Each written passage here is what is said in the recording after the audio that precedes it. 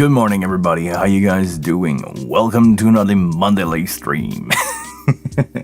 Okay, enough of the deep voice. Well, actually, I have a deep voice this morning, but nothing out of the usual. I can just fake it until I make it. We're here to have a good time.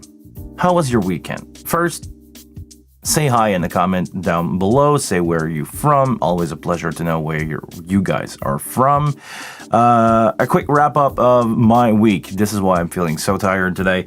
I had 3 events in 3 different cities, and instead of driving there, go back home, driving there, go back home 3 times, I save about 8 hours of driving by taking out my RV this week. So I left on Thursday, came back yesterday around 6, 7 at night. I was about to say 8. No, 8. I was already here.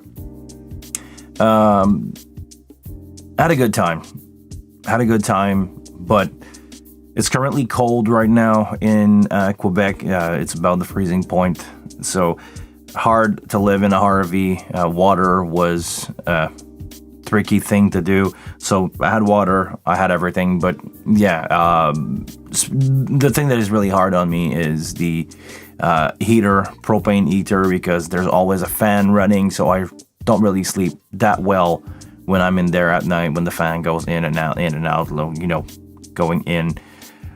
So had a rough time with that, but we got some people here from, is it Texas? TX is Texas, right, Charlie? Good to see you. James from Brazil. Hello from Canada. Hi, Andy. Always good to be surrounded with good people like you. Ralph, thank you for being here, as always. Chris, what's up, dude? What's up, dude? Pancho, good to see you, Pancho. Good to see you guys every Monday at 1:30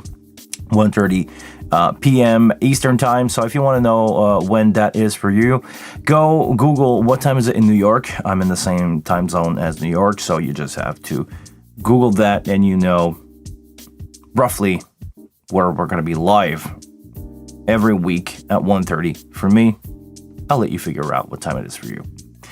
Hey, Helen, before you retracted your message, you're from Victoria? Was it right? BC? Fellow Canadian? Hey? I got the mug that really represents what's going on this morning. Oh, you guys cannot see it, right? Is it too bright? Can you guys read this? No, I don't think you can.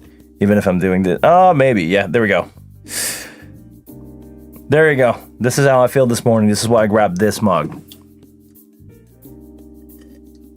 Lentzville. Where's Lentzville? Vancouver Island. There we go. This is what I thought, Island. Well, welcome.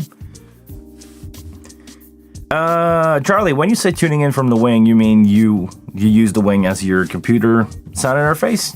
It's a really good idea. A lot of people do that. It's a really fun thing to do, to have this on your desk and make some stuff away. Speaking of, I just bounced a live show from my friend from the band Hook, and again, I'm blasted by how the quality of musician and input matters.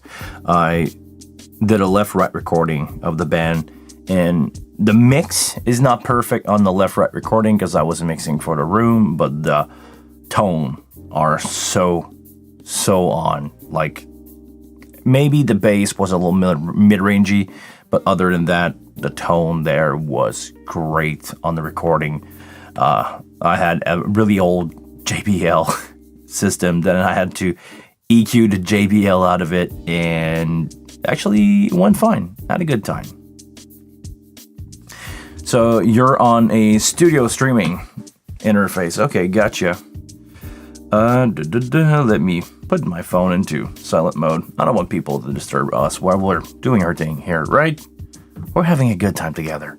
Speaking about this thing, speaking about sound, I'm always up to speak about sound. This is something that I really enjoy, actually to the point of annoying people around me, even some sound engineers. So feel free, guys, to start us up on a topic. I don't know how to speak English, because I still Come on. I've been trying to get my shit together. Okay.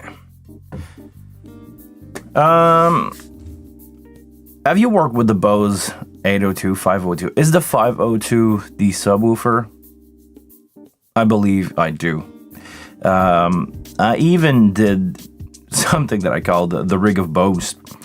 I was doing a church show when I was doing that for a little while. Like I did a couple, like 5 or 6 church show, moving from church to church with a band, because here it's not it's not something that common to have band in church. This is a concept that doesn't catch up with Canada. Actually, Canada is not really a religious country at all.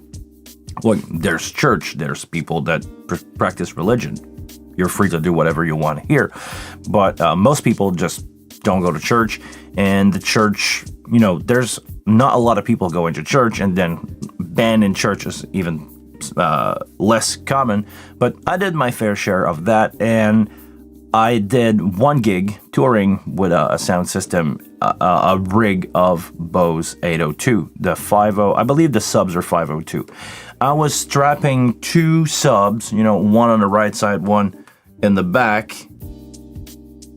The 502 is in the array. The 502B is the sub. 502C is the controller. Okay. Well, I had the subs.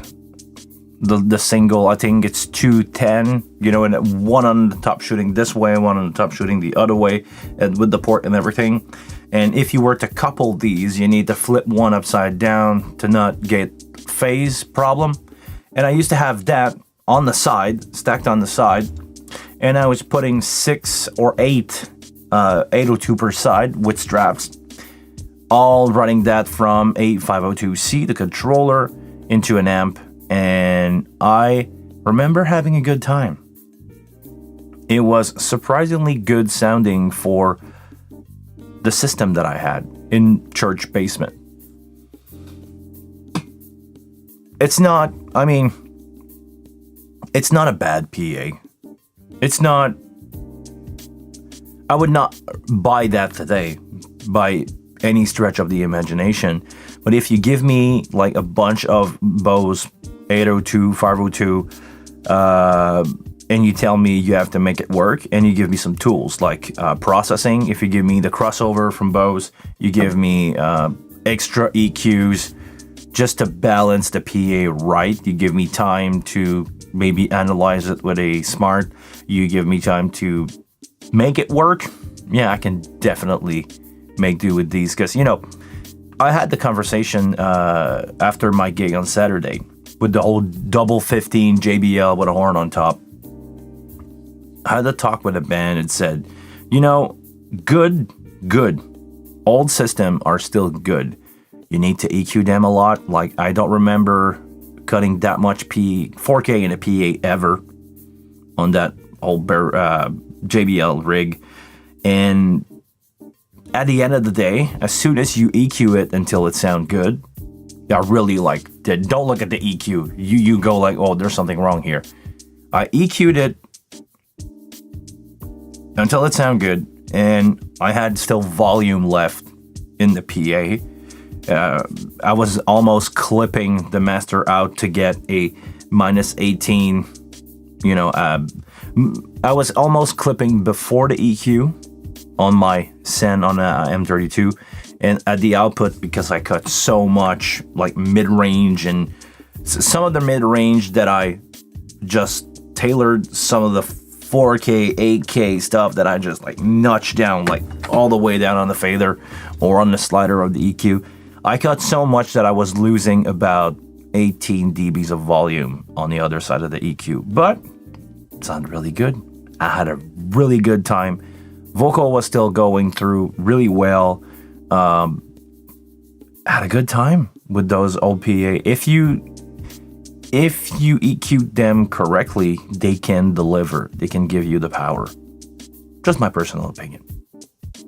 But yeah, working with these box, sure, I'll do it.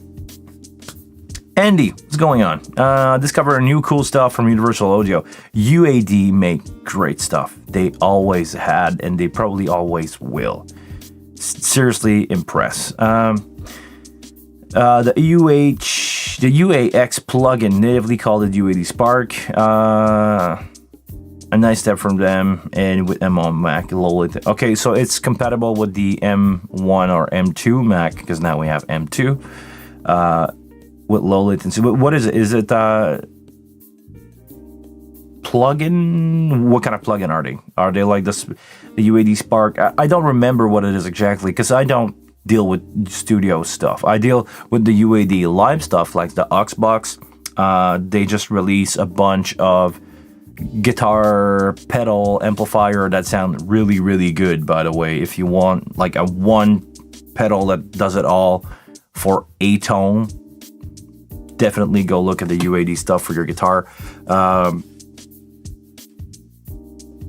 Oh, they basically offer their plugin. Oh, so you can buy the plugin without having hardware?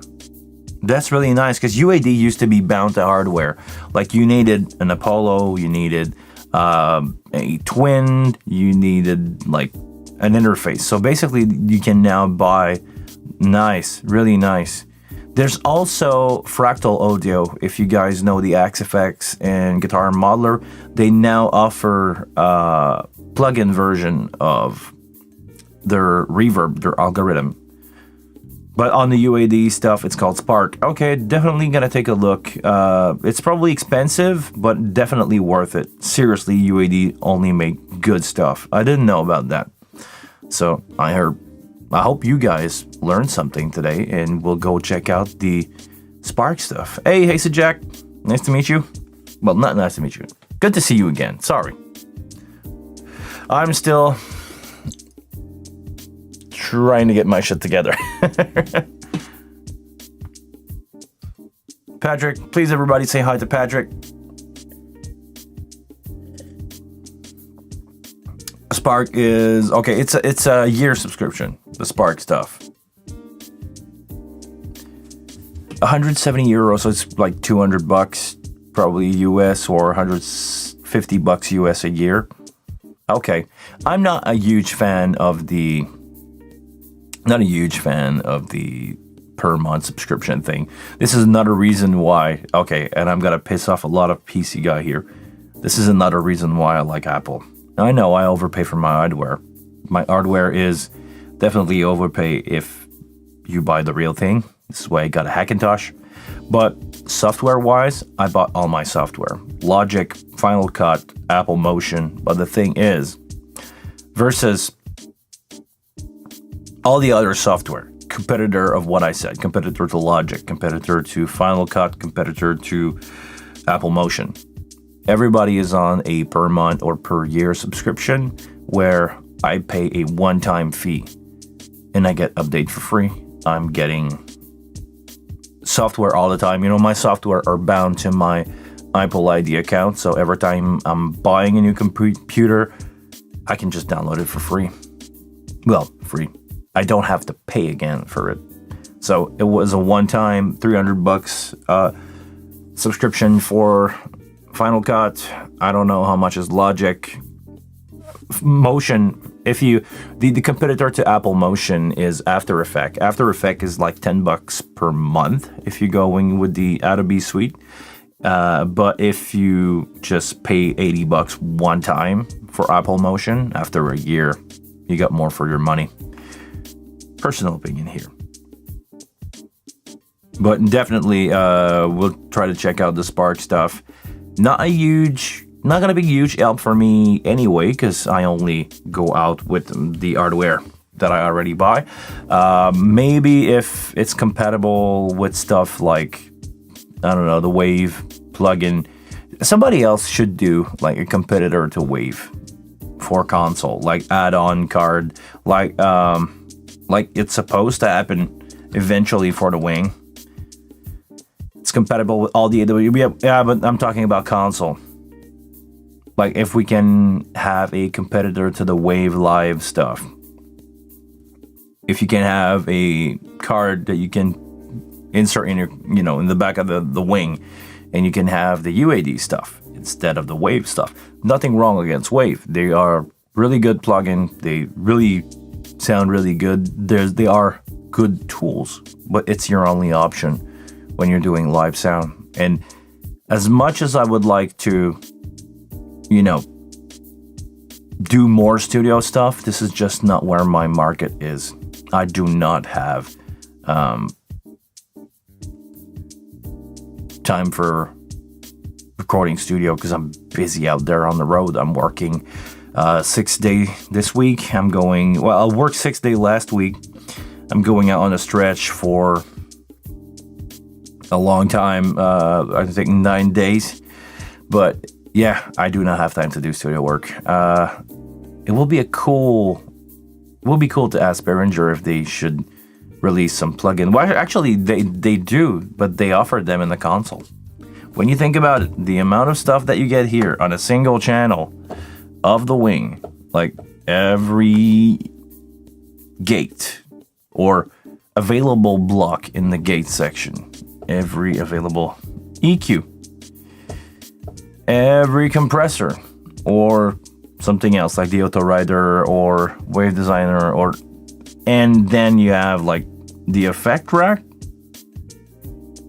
and the channel stuff. When you want to go like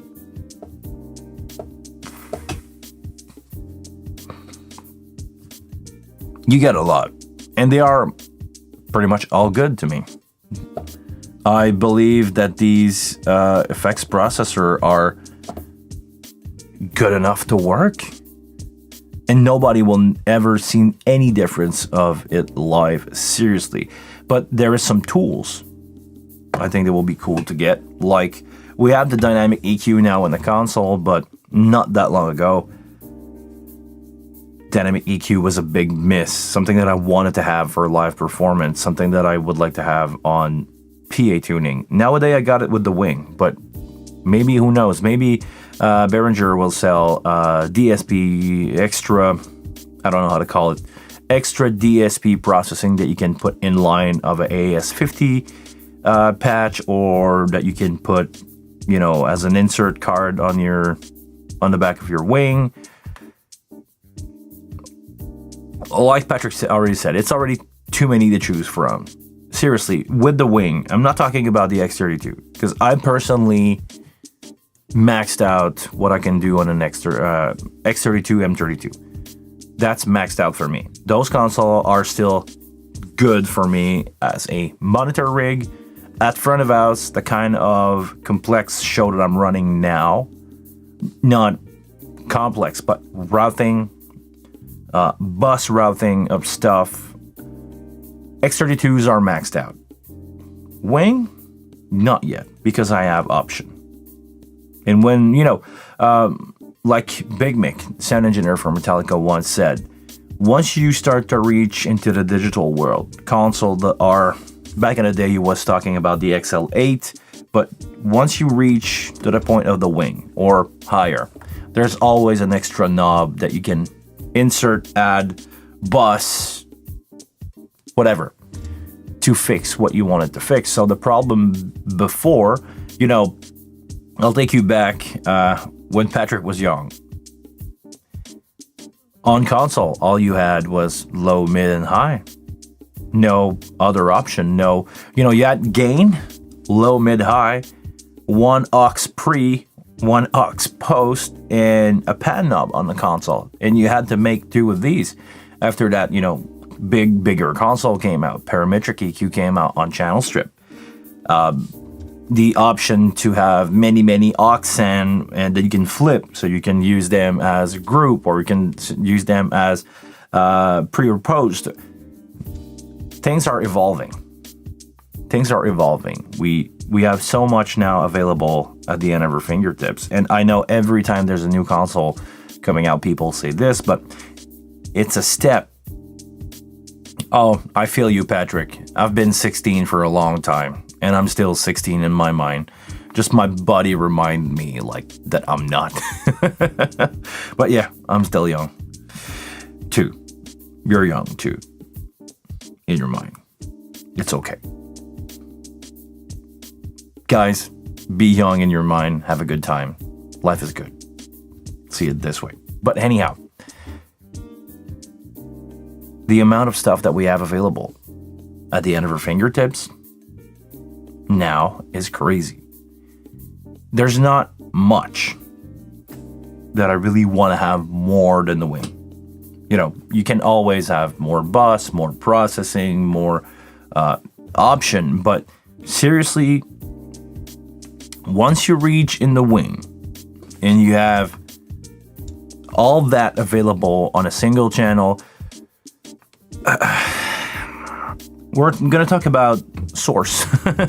If the player that you're trying to mix doesn't sound good, well, there's no miracle to do. Well, if you want to do miracle, you have pitch, fix, auto-tune, call it however you want. Well, actually, this is not auto-tune. This is a pitch correction plugin, not auto-tune. Doesn't work the same way. I have a video about that if you never see it. But there you go. This is why I said there's not much missing. But if you can give me more power, I'll take it. More power. Okay. Moving on to the chat. Enough of me just randomly speaking like that. The combinator is ain't the combinator dynamic EQ available on the M or X32s.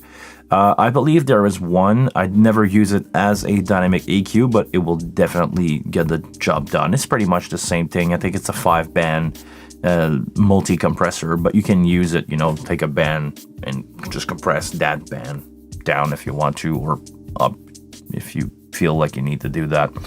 But yes, that will work, but you are limited by the amount of stuff in the rack. I saw somebody on Facebook today speaking about the de-esser and using the dynamic EQ or the combiner in the wing, and not getting the result that he wanted as a de-esser. With the Echo Dream. Sorry, I was about to read your comment, but you remove it apparently. Yeah, basically the combiner is a dynamic EQ. Different way to use it. Different way to use it than the de-esser that we have here. Here's the background noise. The de-esser here is gonna work really good. Sorry, console view. The de-esser here is going to work really good if you want to get rid of S's in your microphone or your vocal, but you know, there's not. I would say change the microphone or change the EQ in the order of your stuff will really matter a lot. But with the amount of option, let's go back to the basic of this topic. With the amount of option that you have. On the wing, on the X32, on the X32 I personally maxed out. On the wing, you can get away with pretty much everything. If it's not working, change the microphone, change the source, change the singer. Hold on. There we go.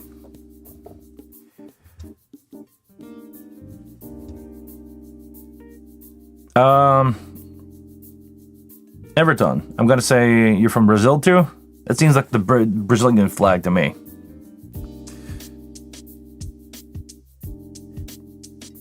Okay, moving on to Pancho. What do you have to say, Pancho? Ran into a problem this week when using an M32 for FOH and tablet for monitor. Okay. If the monitor guys went to 17 to 32 and I was on 1 to 16, it would move my fader. To say what? What are you talking about? Well, hold on here, Pancho. What's going on?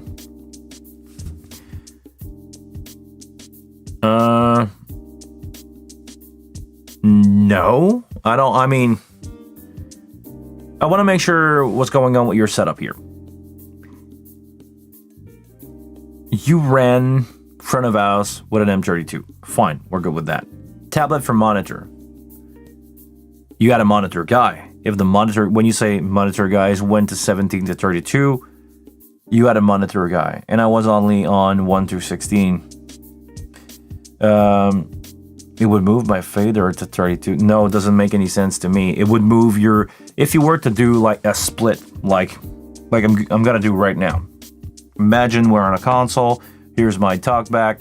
I'm gonna take my preamp here, which is my local 8. I'm gonna patch that to 38. There you go. It's patched. It's a copy of my channel. My physical fader here are different. I can turn everything down, turn everything up. But the thing is, everything will be split except the gain. But fader, they should be totally independent because it's not the same channel. The source, the gain, has to be set somewhere. If you take a gain and apply it to 2 channel, you're basically taking a Y splitter. Well, actually, it's not like taking a Y splitter. If you just take the same preamp and apply it to 2 channel, only the gain will change. But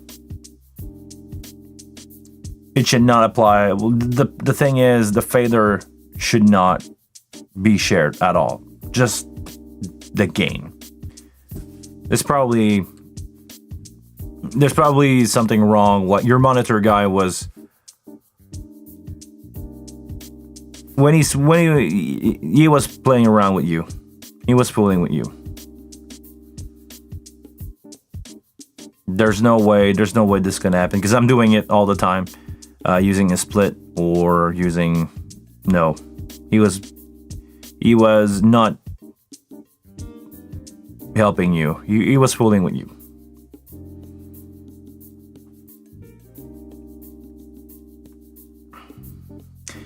When he would switch his tablet, no monitor. No, what? What? I don't get it, Pancho. It should not. Well, actually, the answer is something went wrong somewhere else. It should not do this at all. It should really not do this at all because you are working on separate channel. Preamp is a different thing, but channels are different channel. They have no link. You cannot link one. On some console, you can do what they call up-down linking. So if you are on a layer, you can link, let's say 1 and 17, 2 and 18 on your patch. In the back, it usually corresponds to what you have physically on your patch. So if you say, oh, I want to do a stereo pair, I only have like 16 input, but I want my drum overhead. So you're using 8 and I don't know what would be under that, 24 example.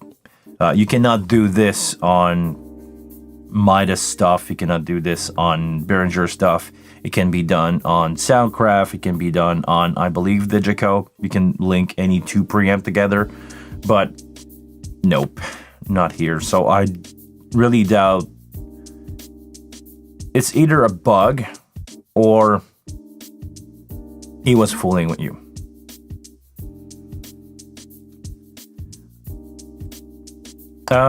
Really good question here from Neil. What's up, Neil? Do you ever use advanced filter on compression, and if so, what for? I want to do it, like we're talking about the filter here. Right now I'm using the flat filter, but you can use a filter on your compressor to change the way it's going to react with your source, what you're trying to compress. Of course, here let's have some fun with it.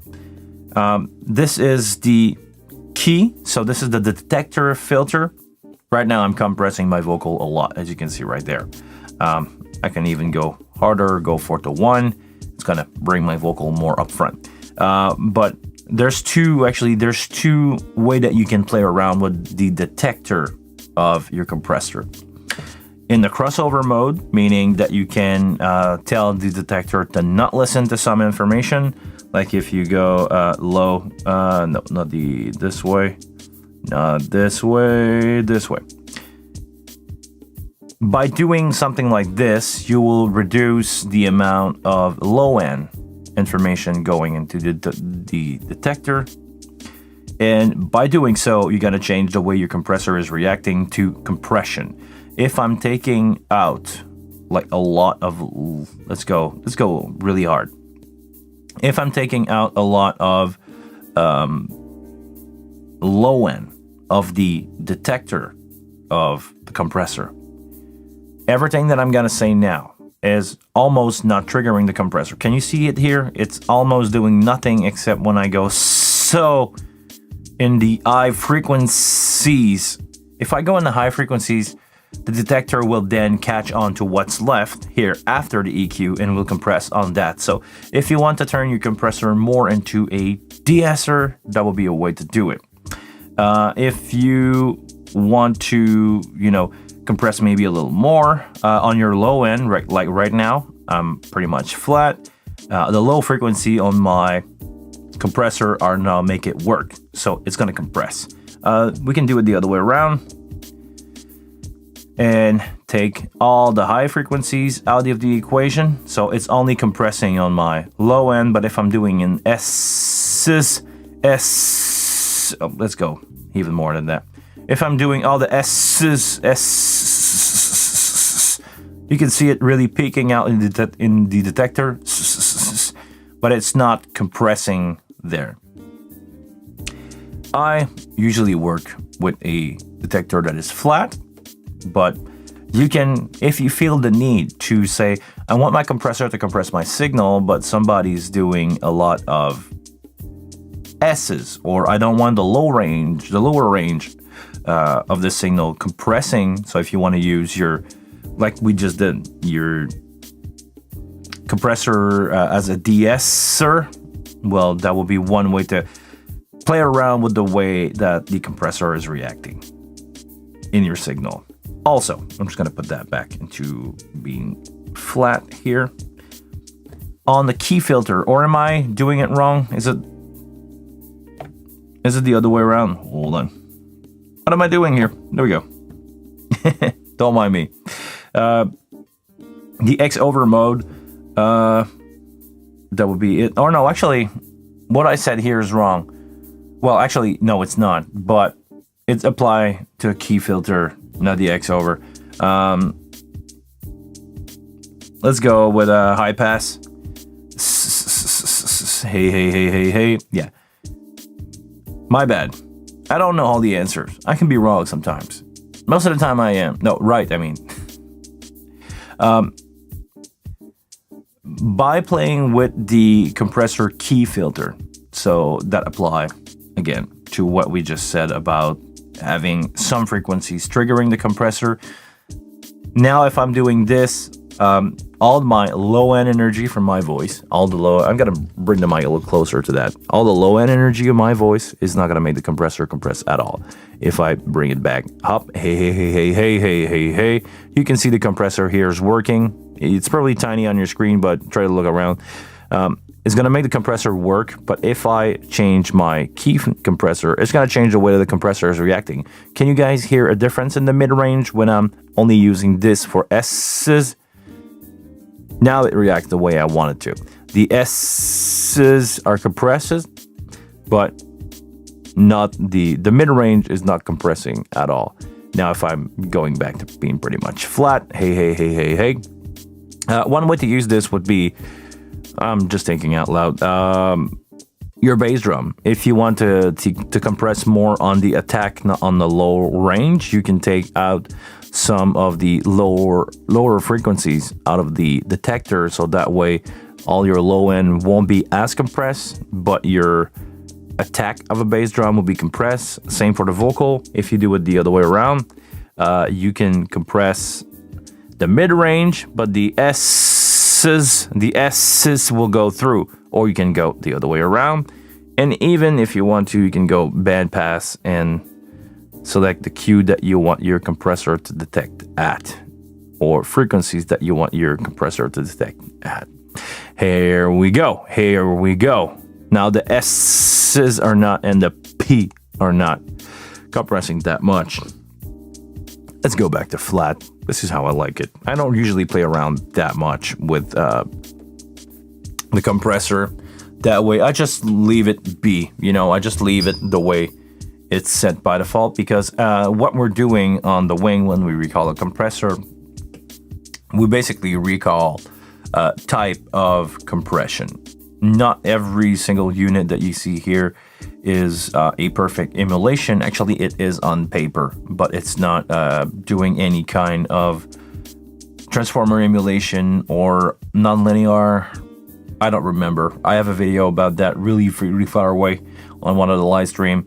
If you guys want to take a look at that, I have a video where I explain compression and the way the compressor are working on the wing. They are on paper perfect emulation with no transformer emulation or distortion, because it would take too much processing, basically. But we still, when you see a no stressor like this, it's working like the unit would work. The way that the compression is being triggered, the attack, the release, the curve of the compression, it will all work like that. It's just not emulating distortion, transformer distortion or transformer tone. But you know what? It's fine. Nobody will notice. Nobody will know the difference, especially in a live setup. I hope that answered your question, Neve, or it opened up some more stuff about that. Just say Neil. I hope it answered your question or make you discover more stuff about the filter on the compression on the wing. I hope so. Echo Dream. Did you ever analyze the digital artifact of the wing when writing fader, EQs and everything, the dynamic total harmonic distortion, alias? No, I didn't, and no, I didn't, and I don't think I will ever, because it's not gonna matter to me. It's not gonna do a lot of difference to me on my setup. Information that do matter, but I cannot, when going out on the road with something like this to do a band, I do not have many options anyway. So if I'm not happy with the harmonic distortion of the preamp that I have, which are Midas DL251, really cool preamp, I don't really have any more option, because there's only one kind of preamp, or okay, let's be honest, three kind of preamp that you can connect to a wing.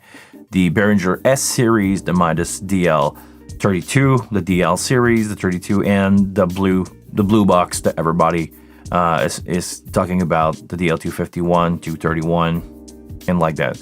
Those are three different price point of microphone preamp that you can connect to your wing, and those are your only option. If I'm not happy with, the harmonic distortion of a console, I'm gonna change it and use different preamp, but that's in reality, this is not really an option. We're not talking about studio here, we're talking about live.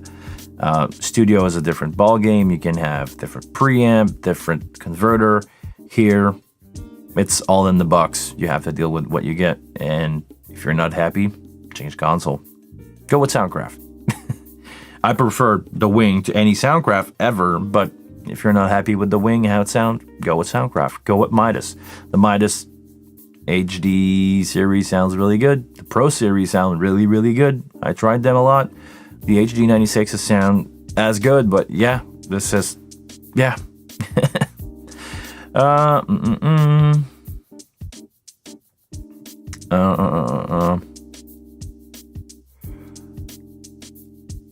I think, Banjo, you need to check out your monitor guy. I think he was fooling with you. I think everybody in the chat agreed that it should not work the way it did. So I believe somebody was playing with you. Harman, last week I measured my Soundcraft, the UI24R, using open source meter. It's kind of a free smart. Okay, don't know. If you want to send me a link, I'll be more than happy to check that out. I was very surprised when I saw the frequency response. It would be very interesting to measure the wing. Every console has a color. I remember doing show on CL5 with the same, same band, same microphone that I'm carrying around. I don't know if it's the preamp, the processing, the output, whatever.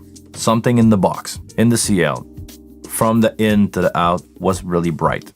It sounded brighter. It sounded more like the kind of stuff that you would use on TV for broadcast, for record, where the approach of Midas and the old Soundcraft used to be more warm, less aggressive sounding, basically less higher frequencies on the overall of the console. So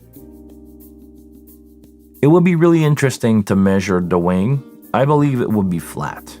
Would maybe flat with a slight slant on the low end, or I should do it this way for you guys. I don't know. I don't know if I'm seeing a mirror image or not, but basically the low end frequencies. No, the other way around. You get what I mean. The low end frequencies. There you go. The low end frequency on your spectrum analyzer will be maybe a little higher, maybe a little less brittle. I don't want to say definition, because this is not the kind of word I want to use. Definition, define definition. But I'm not surprised it would be brighter on the cheaper stuff, because usually people or air tends to like low end. We as humans like low end energy a lot. So on cheaper console, to justify the price point, sometimes they will purposely design a preamp that is more brittle, has less low-end dynamic, like you would find on an X32 versus a DL251. You know, it's a little muffed down. It's a little it doesn't have a lot of low-end energy, low-end bite. It's just like a little dull on the mid-rangey side. That's basically what an X32 preamp is compared to the DL251, which is my personal reference. This is the preamp that I like. It's not, it's never going to be the end of the world. I can always EQ it out or make it work. But by default, when you just plug a mic into a preamp, this is where you get the truth. And yeah, the X32 stuff is more than fine. It's just, maybe on purpose, not sounding as good as the Midas stuff that we have on the wing or my real DL251. Moving on. Echo, really cool to boost S's range with the SC to DS without messing with the phase.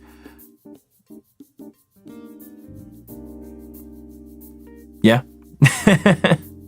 Not much I can say about that. Key filter.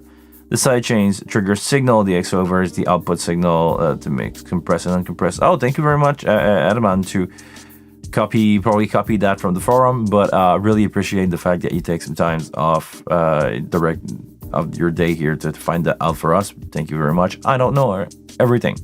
I'm really clear about that. I don't want to say that I know everything, but I do not know everything.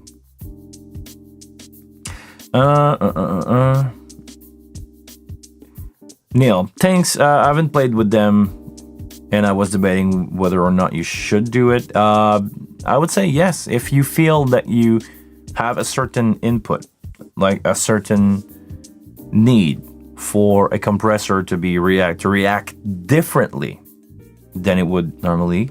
Feel free to play around with the key filter. Those are there for a reason, that you can play with them if you feel the need. By default, I don't usually play with them a lot because I'm used to my workflow not having these options. But now that you can basically make every compressor reacting the way you will. You're basically modding your compressor live. You're changing the key input in the X over mode.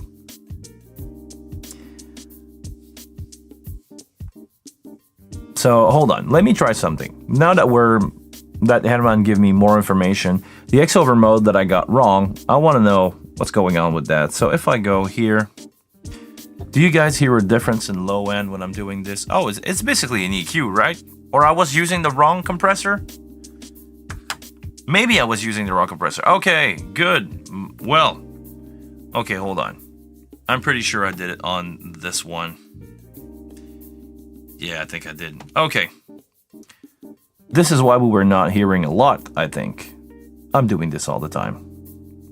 Try to look at something, but yeah, this is basically an EQ curve. Okay, that's really nice. So you can, with the compressor crossover mode, it's a 2-band crossover. There you go. So, okay. I'm learning. Absolutely no shame here. I'm gonna learn. Forget everything that I said before. We're gonna dive back into this, and we will learn together. I'm learning right now. I hope you learn too. I just understand what's happening here. Before, I was probably doing this on channel 38, which has the same preamp, so which is what Pancho was saying before, a split. And I was doing it on the wrong input. Now, let's hear it together. Let's dive into this again, but this time for real, and you're gonna hear, because I'm gonna use the right channel, and you will be able to hear exactly what I was trying to say. Let's start with the key filter. The key filter is a way to bypass frequencies going into a compressor. Let's go with the S's that I was talking before. S's, you're gonna hear them a lot. If I open up the key filter, the S's are now compressed. Ace, hey, it's compressed. Now if I go again, high pass, that's gonna take, oh, this is a band pass. Okay, this is gonna compress the trigger compressor, the compressor of the trigger. How should I word that? The detector is gonna lower down just on the mid-range now. Hey. The mid-range is triggering the compressor, and was it low pass? No, it's high pass. Now with this, every lower information, the bass information in my voice won't trigger the compressor, but the S's are now compressed. So, but basically what I did right now is I turned my compressor into a select band compressor, and I'm basically using it as a higher frequencies. I don't want to say de-esser, because if I were to use it as a de-esser, well, actually, this will be a shelf EQ de-esser. If I want to get something more precise, I can use a single band here and go like let's find my S. My S's are around 7K, 7K, 6. If I want my compressor to act now like a de-esser, I'm gonna open up the Q a little bit and go like S.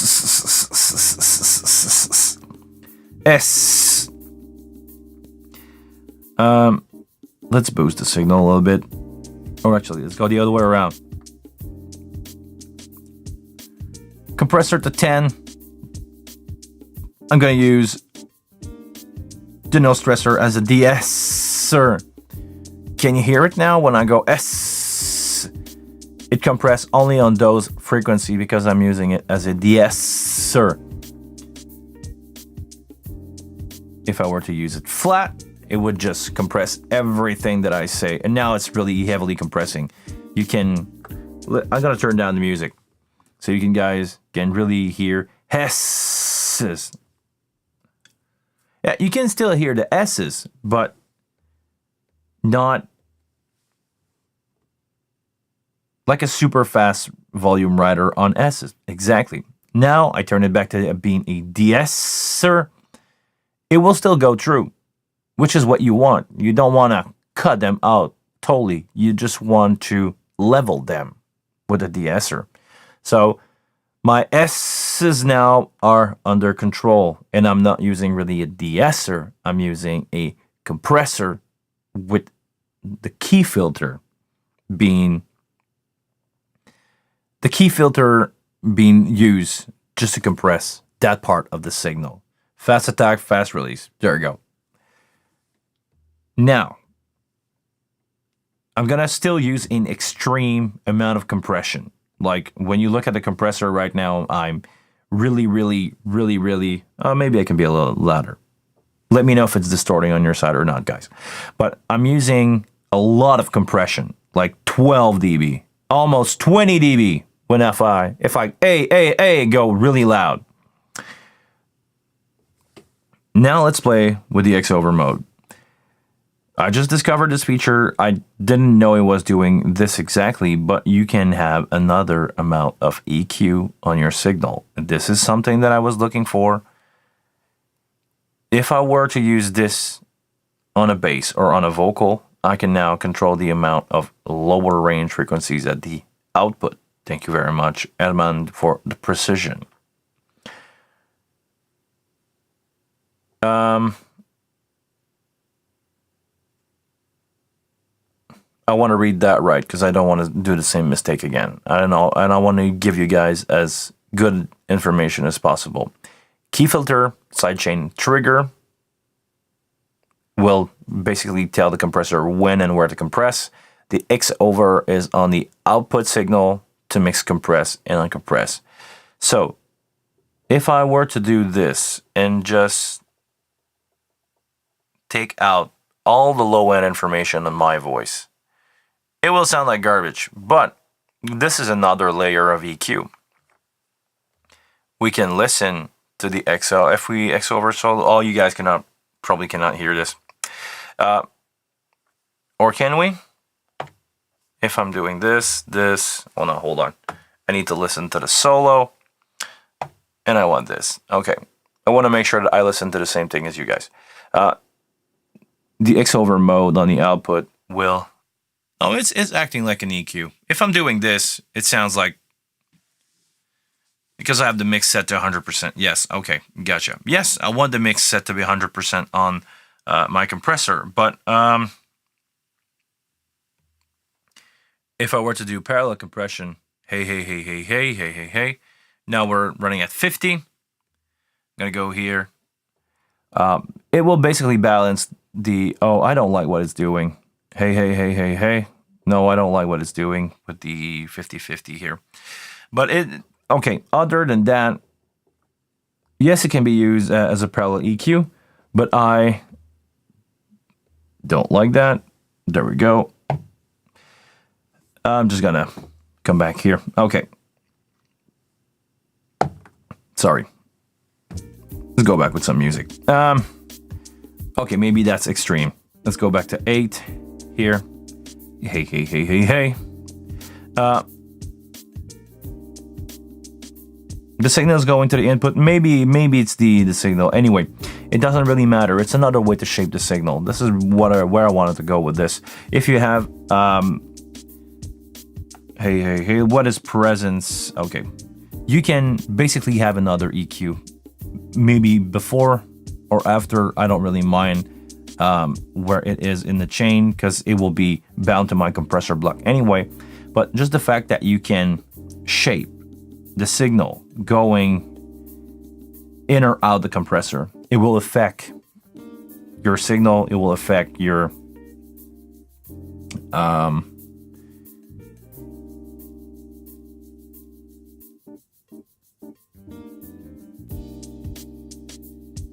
okay, hold on. Let me finish with this and I'll go back on what Neil just said.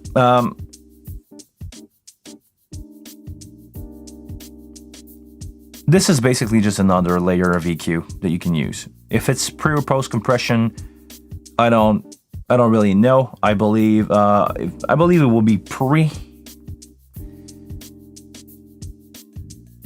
Why do you think it won't affect the phase? Interesting. Well, okay, well, let's learn together. Okay, we'll be back at this. Let's talk about what Neve just said. It won't work as a de-esser because your band pass filter is triggering compression on the whole vocal based on the frequency range input. Yes, but I believe it will if you balance it right. Now I did something extreme. If you balance it right, it's, you have somebody with a lot of S's, it will, yes, turn down the vocal, but applying that from the S's will just bring down or level out or even out your vocal compression, even if you trigger with the S's, or sometimes the S's will be too loud in your mix and it will, you know, trigger the compressor early, and we don't have stuff. We don't want to have stuff happening too early. But if you gently use a 3 to 6 dB here, yes, it will grab down on the S's, but will also help you level out your stuff. And it will kind of, no, it's not a de-esser, but it will grab down only on S's. After that, if you were to use this compressor with another compressor, you could just turn down on the S's and then compress it again as a whole. But seriously, this is not something that I've done live a lot. We're diving really deep here, and again, most of the time when I'm doing live stuff, my worst enemy is the PA. It's not the mix itself. And I try to have really good sounding musicians. So I mean, really good musicians don't need much EQ or de-esser or compression or whatever. Personal stuff here. Okay. Okay, cum filtering, or a cum key filter. Should I say not cum filtering? Totally different thing, cum filtering. Comp key filter. I think we got that right. The X over mode. I would need to have somebody check that out, because this is not something that I'm using a lot, to be honest. This, I know it's there. I just never really have time to reach it. But basically, I just discover a new way to EQ out my stuff. If I go something like this after my vocal, I can basically high cut. Hey, hey, hey, hey. Hey, hey, hey, hey, hey. Hey, hey, hey, hey, hey. Hey, hey, hey, hey, hey. And just give me another layer of EQ, basically. Or the way I will use it, it's just another layer of EQ that I can like scoop the mid-range out of if needed. Tell me if I'm wrong. Tell me if I'm using it wrong. I'm totally down to accept every critical information that you guys can give me about this. I probably have a video somewhere where I go in and read the detail of this, but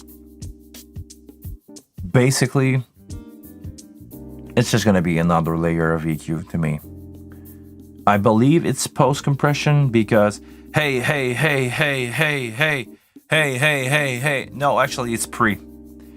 I can see it just by the amount of compression that I'm getting. If I'm take out all my low-end energy, hey, hey, hey, hey, hey. So it's basically an EQ. It's a pre-compressor EQ that you can have. So let's say I'm gonna rethink my whole chain here again. Let's go for fun. I'm gonna move my block around. I'm gonna go compression, compression pre-EQ. So I have my de-esser. I'm gonna come here, and I don't want all the low-end energy to trigger the compressor. So what I'm gonna do is I'm gonna go low. No, the other way around. I want I 12 dB per octave, and I'm gonna take down pretty much everything under 80 or 90. Let's see how. Here we go. I just created a low cut on my compressor, so the low-end information won't trigger the compressor. Hey, hey, hey, hey, hey. And I'm gonna use this as basically a low cut.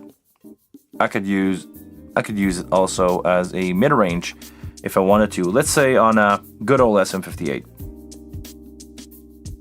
If we go presence, maybe 20 dB is a lot, but let's say that you want to cut roughly around 6 dB in the 250 area-ish. I could definitely see that being used on a SM58, and that's gonna help me out a lot, because SM58 by default has a lot of compression, but it depends on the way that you set your signal. It depends on the way that you set up your chain. I'm personally usually using dynamic 1, which will be a gate expander first, After that, I would use an EQ to shape tone, and after that, I will compress that. So that source, that signal. Right now, we can do pretty much both. You can use a compressor as a leveler because you can basically reduce stuff going into the compressor without an EQ. You're using the X-over mode, or I don't know if that's the original intent way to use it, but I know I can use it this way. Do a little scoop here in the mid-range, shape the signal before going in, and after that, using a lot of compression, I'm gonna go like compression all the way, or I just want to really trigger it out, and after that, EQing out.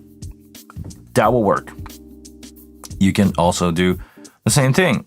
If you're having an EQ before a compressor, it's gonna kind of react the same way or really close, being different but really close. The result will be roughly the same. But that will be one way to do it. That way you basically compress your signal before the EQ, and you could use another compressor here in your block if you want to smash down again. I'm more of a fan of correcting with an EQ, compress after. So my workflow is something more like this, where I have nothing, this is flat, I'm gonna go home here and we're gonna change the compression being after the EQ. I'm used to this workflow. I know how it will react. Just my way to do it. But if you guys have another opinion, another approach to this, I'm more than welcome to hear it. Sorry, I missed a lot of stuff in the chat.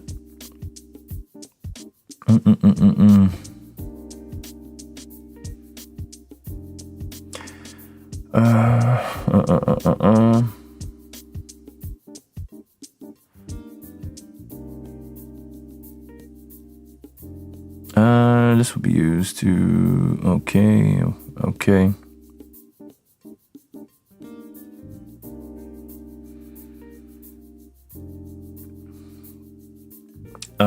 Andy, if you use parallel compression on drums, so you have drum bus with all drums in, yeah, I don't use parallel compression. Live, it never served me that well.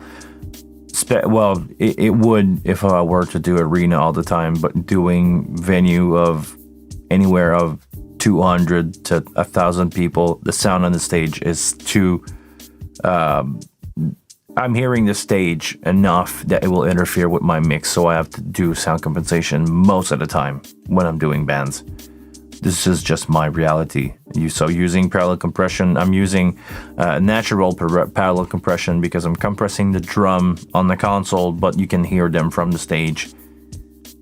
And they are not compressed there. They are as dynamic as they can get.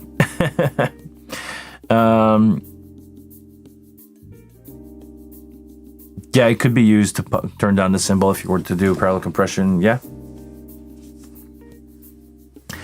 Alan, proximity of the mic should be first. Yes, mic placement, basically. Mic placement or mic choice before anything is, I believe, the best way to shape your tone. Use the right microphone, use the right microphone at the right place. You're gonna get way better result than just using EQ. You know, you don't fix it in post. You make the source sound good. I believe so. Hold on. I'm having installation sound on my mixer and I don't know how it's generated or how to eliminate it. Okay, well, let's go take a look at... first, I would say, do you have an oscillator on? One way to make sure that you don't is go into routing. We're going to go into, is it source or... I believe it's source. Oscillator here, and make sure that they're not patched. If your oscillator is patched somewhere, if you click on the oscillator 1, it will tell you it's sent to my channel 11. My oscillator 2 is sent here into my channel 12. Can you take it out of here? Yeah, if you click on it and you go like this and take it out, the other one here will be this, and I'm just gonna take it out. There we go. I'm just gonna make sure that they are out I don't have any oscillator on my console. For real. If you do have an electrical problem, that will be another topic. When you say oscillation sound, are we talking about 60 hertz or 50 hertz, a ooh noise? You first need to know what is the source of that noise, if it's ever an option for you to fix. Sometimes it can come from something that is plugged in directly to your console through a DI box. Let's say bass guitar, keyboard, thing that are plugged to a different source of power than your console. Because if it's an electrical it can be fixed. If it's bad electricity in your building and everything is doing that, that's a bigger problem to fix.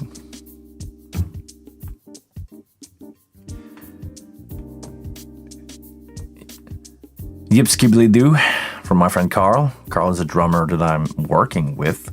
Say hi everybody to Mr. Carl St. Louis. He's a drummer from the band that you might have seen on this channel called Five Roses. If you guys probably watched my vlog that I did where I say L acoustics match well with the wing.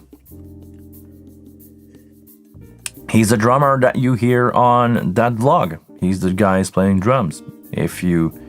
Carl, do you have a YouTube channel that you post stuff onto? If you do, say so, and people, go subscribe to him. He's a cool friend of mine.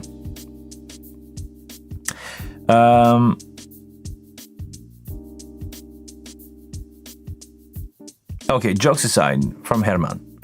I found why our wing beeps loudly when I load the file. I use a gated oscillator for a trick from the bass drum. I'm guilty of showing you that. When you load the file, it's take a few milliseconds for the gate to react, so it would like a lot. I believe so, especially in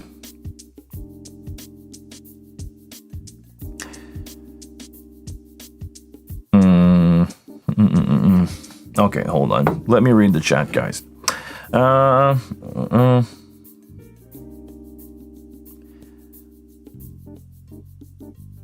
The problem doesn't affect the phase of the signal source. The most the splitting the signal with the two-band crossover and only the okay, yeah, that would be a thing, yeah. The crossover create phase shift on the original source and keying the compressor to react to the focus frequencies. Okay. Okay. Well, yeah, I understand. Basically, this is how a two-band de-esser would work. It would just create a dip, and yes, it will flip the phase at some point because most. Tell me if I'm wrong. But I believe most EQ are phase shifter. They basically just cancel the phase in line with the frequency. They just cancel the phase at that frequency, so it end up being a reduction of energy in that range. Right? You guys tell me. I believe this is how an EQ works. It's just canceling the phase at one frequency.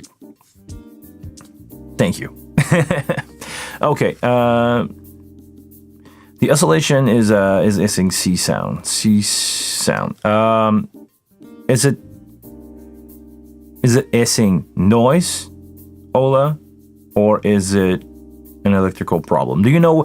Let me ask you, because you know it's hard to read sound problem. This is why I like to do a video with people. Do you get hissing sound from an input? Or do you get an hissing sound if everything is mute? And also, let me ask you, do you know what a 60 or 50 sound like? Only the in phase EQ, yeah, the linear phase EQ are phase current, a lot of latency. Yes, I got that echo dream. Only yeah, because they're correcting the phase and they're reducing that frequency, basically. But I know, not for live use. Yes, I would say yes. There's some sound processor for PA tuning that are using linear phase EQ, I believe all the acoustic stuff is using linear phase EQ in the system, in the design of the system, to align the boxes and make sure that your how do you say, the coupling of those boxes makes sense all over the place. It can be used for live use if you are willing to deal with latency. Usually latency is not a problem where you're for a large venue. There we go. Not for small venue. Exactly. But I would say for small venue, latency sometimes is your friend. Meaning, a lot of places where I go, I delay my PA, the whole thing, from the loudest source of volume on stage. And I also try to have all my loud source of volume being at the same distance from the PA. So usually what I do is I take the guitar amp and ask them to be at the same distance of the PA as the snare. I align my cabinet in the back with the snare. And I measure from the snare, from the cab to the PA, and I delay the PA by that amount of distance. What I'm doing there is I'm time aligning the physical source of that PA, of the room, with what I got on stage. So in small venue, I'm getting way better result because everything coming from the stage is in phase with what's going on with the PA. So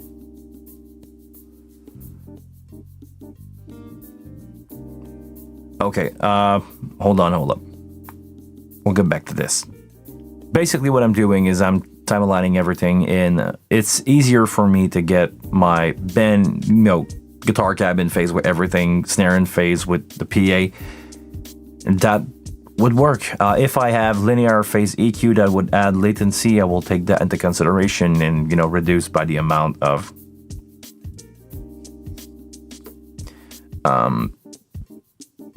sorry, I'm reading the chat.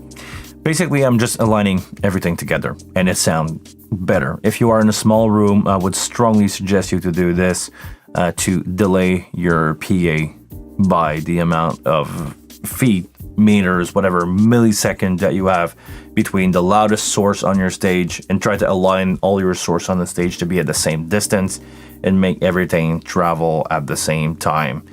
Will be easier. You won't create comb filtering. You won't create phase issue between your stage sound and your source, your PA. Okay.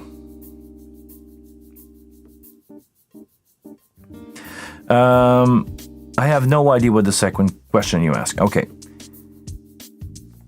I'm going to use an oscillator to demonstrate that, but it's not, it will be really close without being the same thing. Hold on. Let me grab an oscillator here.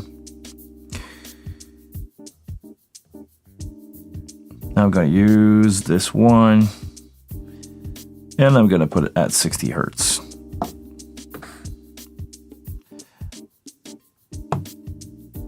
Give me a sec. Nope, another good one.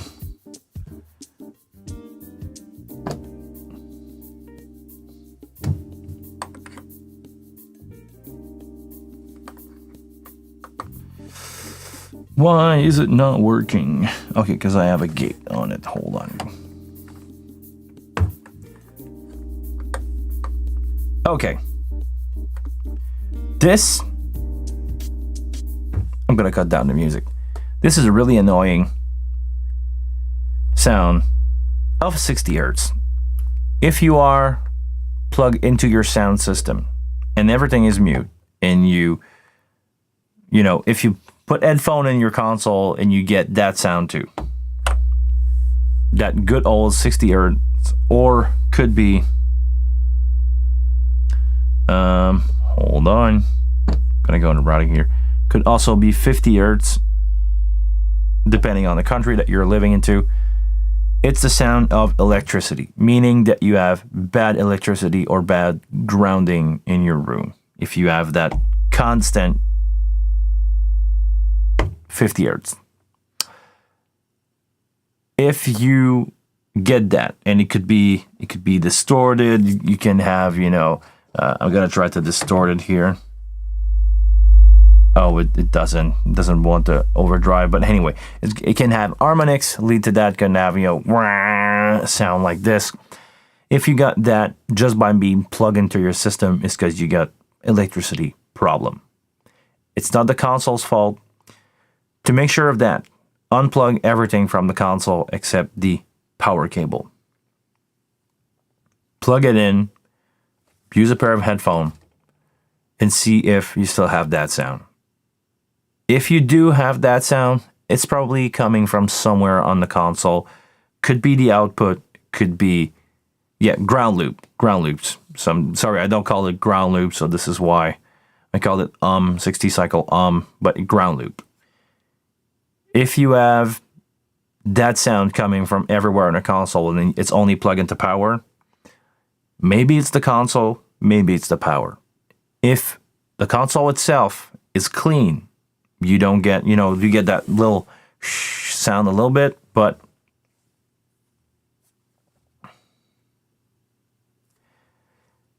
yeah, that C sound is like 50 or 60 hertz.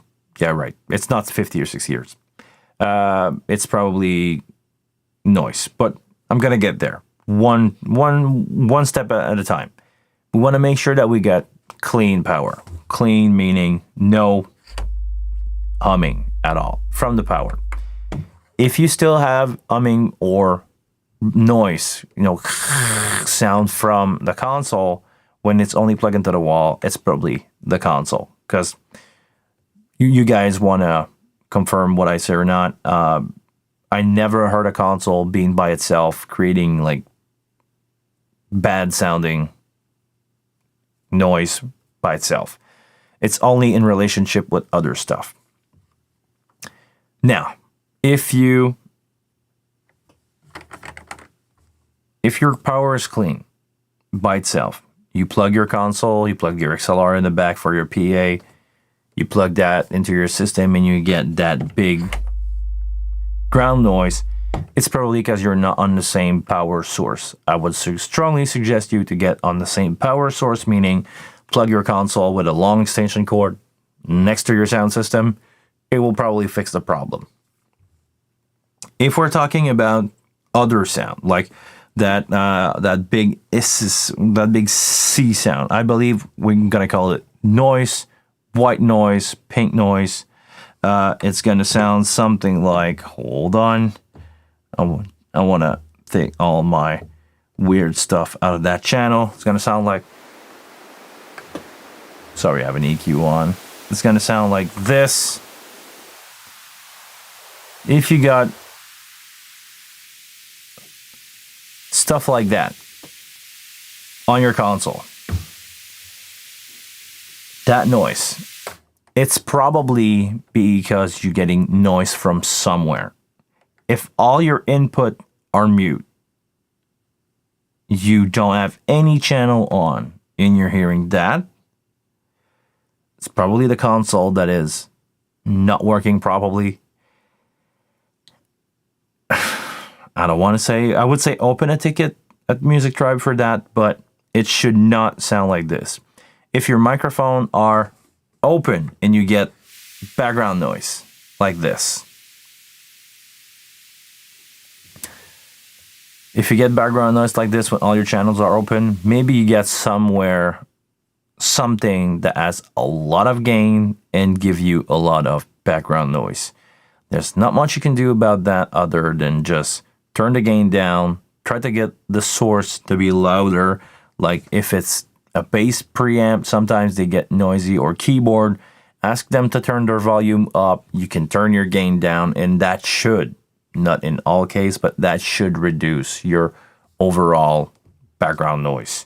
The louder your source are before the microphone preamp, usually the less background noise that you have from your preamp. If the source is noisy, if you have an old bass amplifier that is really noisy, You cannot do anything about that because this is what you get. It's coming from the source. I hope it will help you figure out how to find the problem. If not, dear Ola, I would say contact Music Tribe.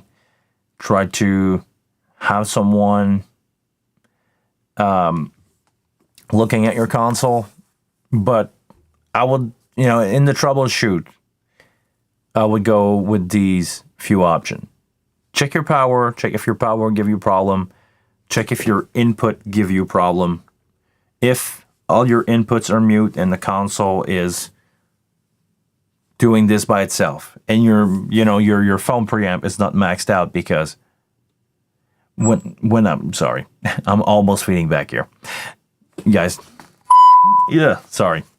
That was loud. Okay, if your phone amplifier is turned all the way up, you're gonna get background noise for sure. But it's only on a headphone preamp, not in your mix. So I don't know. I would need to have more information about your system, and we need to figure out the source of that if you want to find out what is really happening there. Good luck with that. I don't know. Yeah, there we go. This is what Neil said. Are you sure that it's coming from the console and not the amplifiers or something else? This is why I said unplug everything, check the console first, check the input after, check the PA after that. Because, if you take your XLRs out of the console and you still get that sound in the PA, the sound is not coming, that generated sound is not coming from the console, it's coming from somewhere else.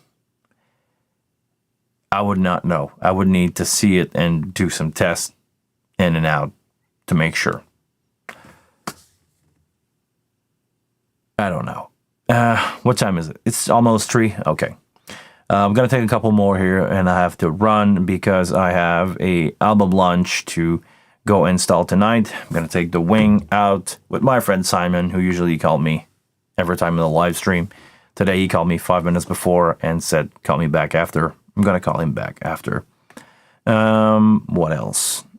Okay. I'm just going to read the chat here quickly. Only the older, the B brand analog mixer, when you push the fader to the max, you hear natural-ish sound. That is normal, but the wing, no way, because the preamp, of course, are a different quality. The overall electronic.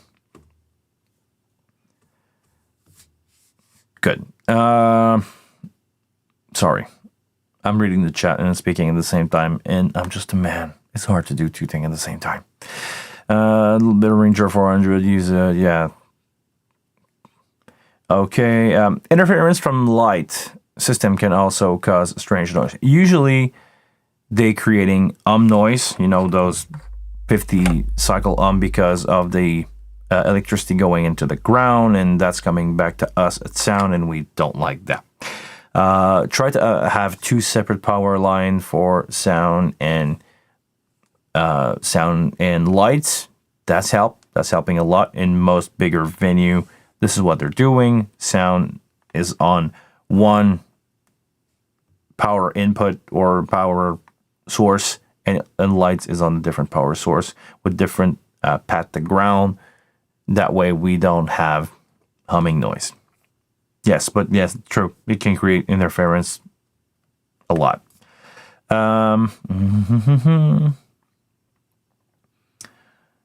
Neil, we answered that. Maybe it's the amplifier. Okay, Martin Kelly here. Hey, curious, can you make stereo pair input that are paired with odd number at the left channel? Example, pairing 1 and 2 works, but 3 and 4. But what if you want to pair 2 and 3? You can't. The short answer is you can't. It's just not the way that I don't understand why it should be able to do like 2 and 3, but the way that the system is designed and built, it's only 3 and 4, 1 and 2, 3 and 4, 5 and 6. So I would suggest you to either leave a blank input in your patch, or on the wing you can pretty much patch even odd and just use that other preamp for something else and just patch it the way you want on the console, and it won't matter much. But yeah, this is one of the limitations of the system. It doesn't want you to. You just have to go even an odd pair. Sorry. It's one of the few drawbacks of the console. If you want to find something not cool to say about the wings, say that, yeah, Yamaha is doing it. I believe Soundcraft is also doing it, but Midas and Behringer don't. There you go. You got something to complain. You got something to complain about to the dev if you want to complain on Facebook about something. Just kidding here, Martin. Just kidding here. Ola, sure, all that you said help. Thank you so much. My pleasure. If I can help, good. If I cannot, well, I'm sorry. I'm just trying to help here. We're trying to have a good time. An Android phone over a console can also cause strange noise. Any kind of phone, I believe. I remember doing, like, I got my phone here, but I remember getting phone on amplifier that were making strange noise, you know, connecting, reaching the network, just create some interference. So, yeah, phone is something to look for.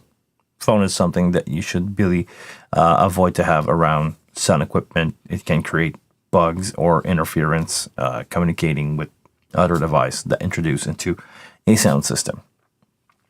On that note, I will call this live done. Thank you very much for being here with us today, guys. You have no idea how much I appreciate having you guys here every Monday. It's really, really, really fun to have you guys around. You guys ask so many good questions. It's crazy. And I'm learning every day. I've learned today. Okay. Before we leave, please give this video a like. Please subscribe to the channel if you are not yet subscribed to the channel. To write in the chat, you have to be subscribe to the channel. So everybody who wrote today, thank you very, very much. If you want to support me in what I do and you want to become a channel member, please do so. If you want to have a little more, think about becoming a super member that gives you access to this whole setup here that we have on the video conference call for an hour every month of your super member subscription. Maybe I will take one final question from Neve. Is it possible to sum up pair of stereo input into a mono and using this as a P16?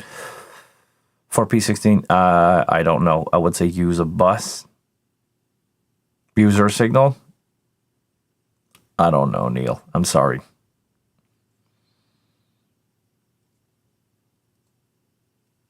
Connect the iPad to the server. Okay, sorry guys, just randomly asking question. Hold on. Okay. Lastly, please shout out this connect the iPad to the mixer. I never did it. It's not working on my end because I have a internal Dente card and it's causing problem for me to do so. You probably don't have an internal Dente card, but there's probably a video somewhere on the internet so far that show how to do it because I did not make a video about that. It's on the list. It will happen eventually. Alan, are there any quick setup preset for the wing to be multitasking myself? I don't know. No preset. No preset in the wing. Maybe in the future. Maybe if you guys stick around long enough for the next firmware update that is being worked on. I don't want to say any release date because I don't know. But there's some stuff happening in the back, so please stick around, guys. There's a big one coming.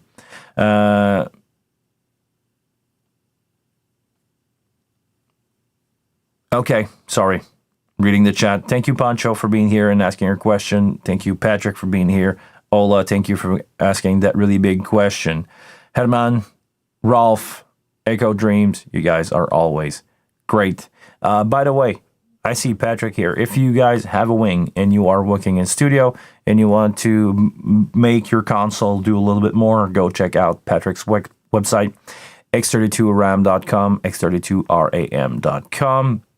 He's got a lot of software that are really cool and integrate with the console. If you want to do more, go have a look at the software that he's doing. He's doing a great job with that. Until the next one, for real this time though, guys, I'm out, I want you to please take care of yourself. And I see you guys later. See ya.